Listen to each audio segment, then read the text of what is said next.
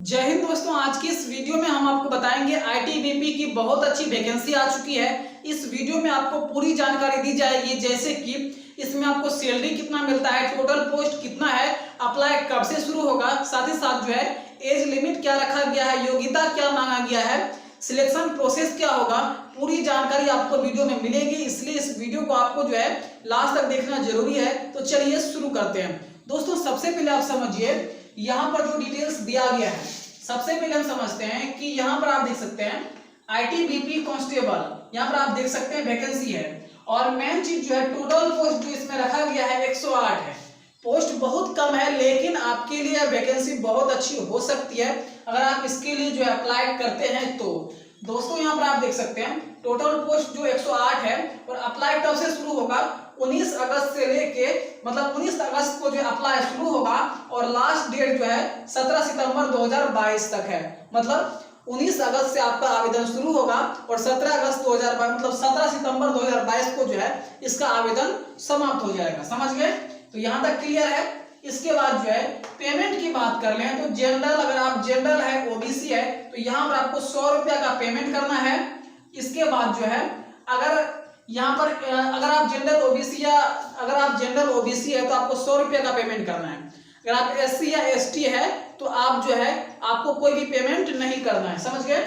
इसके बाद age limit की बात कर लेते हैं। तो एज लिमिट जो है 17 सितंबर 2022 यहाँ पर जो दिया गया है 17 सितंबर 2022 तक में जो है आपका उम्र कम से कम 18 वर्ष होना चाहिए और ज्यादा से ज्यादा 23 वर्ष होना चाहिए।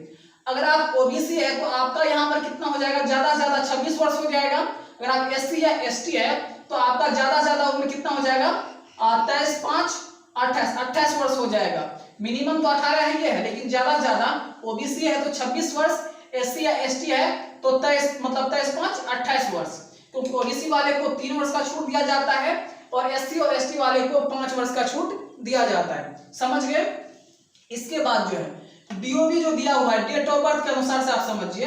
अगर आपका डेट ऑफ बर्थ जो है 18 सितंबर 1999 से लेके 17 सितंबर 2004 के बीच में है तो आप इस फॉर्म को भर सकते हैं। दूसरी बात, ओबीसी वाले हैं जिसमें 5 वर्ष घटा दीजिए, 5 वर्ष आप पीछे आ जाइए। 1999 है तो ये मतलब ओबीसी वाले हैं तो 3 वर्ष आप इसमें घटाना होगा। जैसे कि यहाँ हो जाएगा 18 सितंबर 1997। अगर आप एससी या एसटी है तो इसमें हो जाएगा 18 सितंबर 1994। समझ गए? डेट ऑफ बर्थ में समझ गए ये। इसके बाद जो है यहाँ पर मेन चीज जो दिया गया है, चलिए हम आपको बताते हैं। यहाँ पर लिखा हुआ कैटेगरी वाइज पोस्ट का डिटेल हम आपको बताते हैं। कैटेगरी इसमें अलग अलग है और कैटेगरी में अलग अलग पोस्ट भी है, तो उन सब का हम आपको डिटेल बताते हैं। जैसे कि सबसे पहले अगर आप जनरल है तो जनरल में जो है कारपेंटर है, मेसन का है, प्लम्बर का है, तीनों का वैकेंसी निकाला हुआ है। तो जनरल अगर आप है तो कारपेंटर का इसमें 29 वैकेंसी है और ये 17 है, मेसन का 17 है, उसके बाद प्लम्बर का 12 है। अगर आप ओबीसी है तो यहाँ पर कारपेंटर का 6 है, उसके बाद मेसन का जो है 3 है, उसके बाद जो है प्लम्बर का 2 है। अगर आप ईडब्ल्यूएस है तो कारपेंटर का 6 है, मेसन का जो है 3 है, उसका प्लम्बर का 2 है।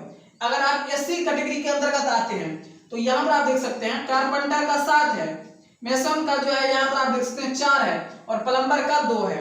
अगर आप एसटी कैंडिडेट है, एसटी के अंतर्गत आते हैं तो यहाँ पर जो है कारपेंटर का 8 है, उसके बाद मेसन का जो है 4 है, प्लम्बर का 3 है।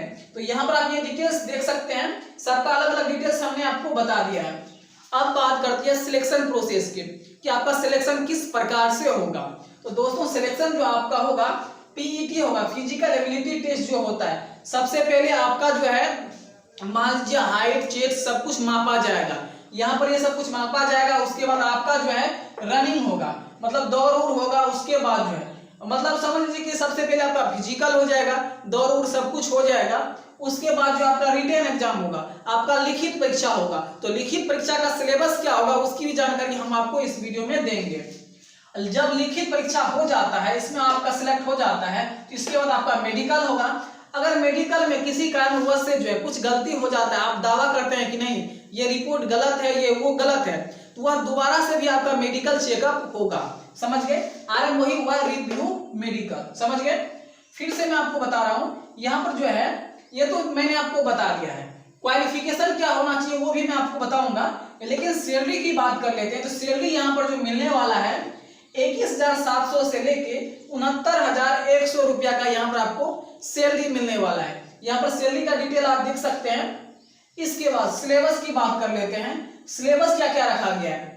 जीके जीएस मतलब यहाँ पर जीके जनरल नॉलेज से क्वेश्चन पूछा जाएगा, साथ ही साथ जो है रीजनिंग से भी पूछा जाएगा, उसके बाद जो है मैथ से भी क्वेश्चन पूछा जाएगा। लेकिन इसका जो अभी कोई डिटेल नोटिफिकेशन में नहीं दिया है, सिलेबस का कोई भी डिटेल नोटिफिकेशन में नहीं दिया है। लेकिन मैं आपको बताता हूं कि यहाँ पर 100 नंबर का क्वेश्चन ही पूछा जाएगा, जिसमें कि आपको जीके रीजनिंग और मैथ का ही तैयारी करना है, और टाइम लगभग 2 घंटे दिया जाएगा। ये संभावना के हिसाब से मैं आपको बता रहा हूँ, समझ गए। और नेगेटिव मार्किंग इसमें नहीं होता है। किसी भी गलत उत्तर के लिए जो है अगर आप कोई भी गलती उत्तर भी देते हैं तो उसके लिए कोई भी नंबर यहाँ पर नहीं कटने वाला है। ये चीज समझ चुके हैं। इसके बाद जो है हम फिजिकल की बात कर लेते हैं। तो फिजिकल की बात कर लेते हैं तो ये भी फिजिकल जो है नोटिफिकेशन में नहीं दर्शाया गया है, कुछ भी क्लियर नहीं किया गया है। फिजिकल भी हम आपको अपने मन से बता देते हैं, लगभग सेम वही रहेगा, समझ गए। तो देखिए, अगर आप जनरल ओबीसी या ईडब्ल्यूएस है तो आपका हाइट जो होना चाहिए 165 सीएमएस होना चाहिए। अगर आप एससी या एसटी है तो 162.5 सीएमएस होना चाहिए हाइट। इसके बाद चेस्ट की बात कर लें तो 77 से 82 यहाँ पर आपका चेस्ट होना चाहिए, समझ गए। इसके बाद जो है रनिंग की बात करते हैं। तो रनिंग जो है इसमें 1600 मीटर का यहाँ पर लगभग आपका दौड़ होगा, जिसमें कि 7.5 मिनट में आपको वह दौड़ क्वालिफाई करना है। इसके बाद जो है दिया गया लॉन्ग जंप। तो लॉन्ग जंप लगभग जो 10 से 11 फीट का होता है, तो 11 फीट ज्यादा रखिए, 11 फीट का आपका लॉन्ग जंप होगा। हाई जंप की बात कर लें तो 3.5 फीट का हाई जंप होगा। तो यहाँ पर मैंने ये जो डिटेल्स मैंने बताया है बिना नोटिफिकेशन का बताया हुआ है, ऐसे संभावना के रूप में। बहुत सारे एग्जाम जो होते हैं उसमें इसी तरह का डिटेल्स मांगा जाता है, समझ गए, इसलिए मैंने आपको बताया। तो यहाँ पर मैंने लगभग सारी जानकारी बता दी है। मेन जानकारी जो है क्वालिफिकेशन की, तो आप 10वीं पास, अगर आप किसी भी बोर्ड से अगर आप 10वीं पास है तो इस फॉर्म को भर सकते हैं, लेकिन आपका आईटीआई भी 10वीं के साथ क्लियर होना चाहिए। अगर आप 10वीं पास है और साथ ही साथ अगर आप आईटीआई किए हुए हैं तो इस फॉर्म को भर सकते हैं, लेकिन आईटीआई भी जो है अगर इन सभी कैटेगरी से किए हुए हैं, यहाँ पर आप देखिए, अगर आप आईटीआई कारपेंटर से किए हुए हैं तो इस फॉर्म को भर सकते हैं, मेसन से किए हैं तो इस फॉर्म को भर सकते हैं, प्लम्बर से किए हैं तो इस फॉर्म को आप भर सकते हैं, समझ गए। तो इसमें लगभग मैंने आपको सारी जानकारी दे दी है। और जो भी ये जो डिटेल था ये शॉर्ट नोटिफिकेशन डिटेल था, और यहाँ पर थोड़ा सा ही इसमें डिटेल था, समझ लीजिए कि ना इसमें सिलेबस था ना फिजिकल का कुछ भी योग्यता इसमें दिया गया था, इसमें शॉर्ट नोटिफिकेशन था।